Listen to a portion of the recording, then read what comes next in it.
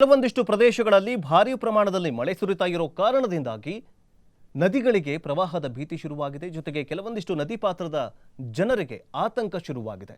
ಇತ್ತ ಕರಾವಳಿ ಕಡೆ ನೋಡೋದಾದ್ರೆ ಭಾರೀ ಪ್ರಮಾಣದಲ್ಲಿ ಮಳೆ ಸುರಿತಾ ಇದೆ. ಗುಡ್ಡ ಕುಸಿತ ಪ್ರಕರಣಗಳು ಹೆಚ್ಚಾಗ್ತಾ ಇದ್ದಾವೆ. ಗುಡ್ಡ ಪ್ರದೇಶದಲ್ಲಿ ಇರುವಂತಹ ಜನರಿಗೆ ಮತ್ತಷ್ಟು ಆತಂಕ ಸೃಷ್ಟಿಯಾಗಿದೆ. ಅತ್ತ ಗಡಿ ಭಾಗದ ಜನರಲ್ಲಿ ಮತ್ತೆ ಪ್ರವಾಹದ ಭೀತಿ ಶುರುವಾಗಿದೆ. ಯಾಕಂತಂದ್ರೆ ಮಲಪ್ರಭಾ ಮತ್ತು ಕೃಷ್ಣಾ ನದಿಗೆ ಅಪಾರ ಪ್ರಮಾಣದಲ್ಲಿ ಮಳೆ ನೀರು ಹರಿದು ಬರ್ತಾ ಇದೆ.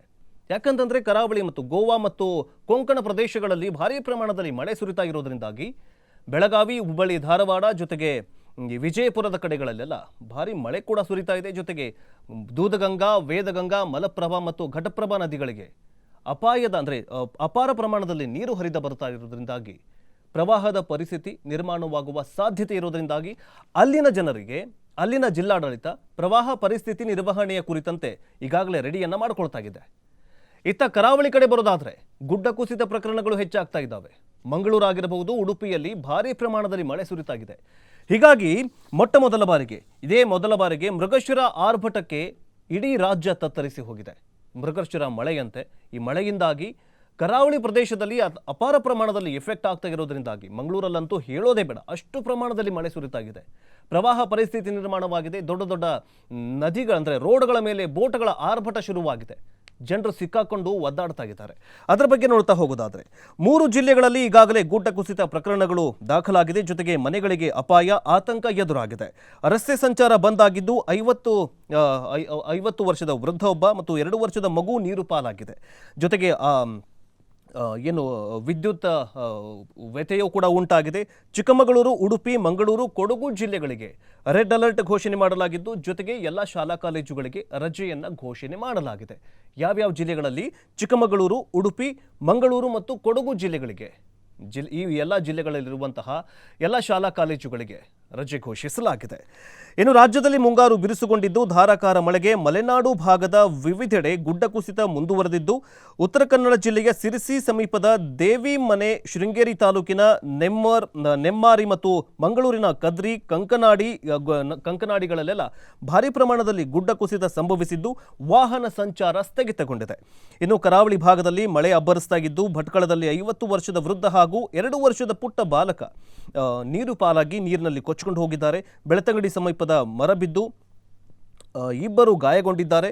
ಇದೇ ವೇಳೆ ಮುಂಜಾನೆ ಭಾರಿ ಪ್ರಮಾಣದಲ್ಲಿ ಈಗಲೂ ಕೂಡ ಮಳೆ ಮುಂದುವರೆದಿದ್ದು ಮುಂಜಾಗೃತಾ ಕ್ರಮವಾಗಿ ಚಿಕ್ಕಮಗಳೂರು ಜಿಲ್ಲೆಯ 6, ಮಂಗಳೂರಿನ 5, ಕೊಡಗು ಜಿಲ್ಲೆಯ ಮತ್ತು ಉಡುಪಿ ಜಿಲ್ಲೆಯ ಎಲ್ಲ ತಾಲೂಕು ವ್ಯಾಪ್ತಿಯ ಎಲ್ಲ ಶಾಲಾ ಕಾಲೇಜುಗಳಿಗೆ ಈಗಾಗಲೇ ರಜೆಯನ್ನು ಘೋಷಣೆ ಮಾಡಲಾಗಿದೆ. ಯಾಕಂತಂದರೆ ಅಷ್ಟು ಪ್ರಮಾಣದಲ್ಲಿ ಮಳೆ ಸುರಿತಾಗಿದೆ. ಇನ್ನು ಮಳೆಯಲ್ಲೂ ಕೂಡ ಪ್ರವಾಸಿ ತಾಣಗಳು ರಶ್ ಆಗಿದ್ದಾವೆ. ಕೆಲವೊಂದಿಷ್ಟು ಪ್ರದೇಶಗಳಿದಾವಲ್ಲ, ಈ ಕರಾವಳಿ ಕೋಸ್ಟಲ್ ಏರಿಯಾದಲ್ಲಿ ಭಾರಿ ಪ್ರಮಾಣದಲ್ಲಿ ಮಳೆ ಸುರಿತಾ ಇದ್ರೂ ಕೂಡ ಈ ಘಾಟು, ಈ ಜಲಪಾತ ನೋಡೋದಕ್ಕೆ ಜನ ಮುಗಿ ಬೀಳ್ತಾ ಇದ್ದಾರೆ. ಯಾಕಂತಂದರೆ ನಿನ್ನೆ ಅಷ್ಟೇ ವೀಕೆಂಡ್ ಇತ್ತು. ವೀಕೆಂಡ್ ಟೈಮಲ್ಲೂ ಕೂಡ ಪ್ರವಾಸಿಗರು ತುಂಬಿ ತುಳುಕ್ತಾ ಇದ್ರು.